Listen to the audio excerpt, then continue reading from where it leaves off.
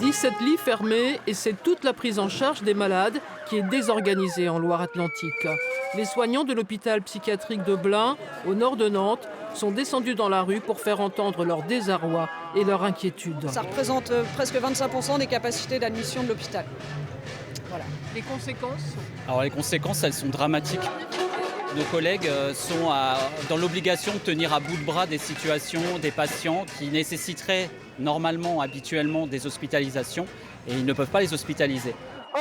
Alors même que les conséquences de la crise du Covid se font encore sentir, notamment chez les jeunes, 2/3 des personnes en souffrance ne sont pas prises en charge. Nous faisons du tri, nous choisissons les personnes les plus urgentes parce qu'on sent soit que c'est une crise aiguë suicidaire, mais tout ce qui pourrait relever d'un suivi ou de la prévention, nous ne pouvons plus les accueillir au CMP. Le risque pour la population, c'est que les personnes ne trouvent plus le soin dont ils ont besoin, donc qu'ils s'isolent chez eux, qu'il y ait des passages à l'acte, qu'il y ait des suicides.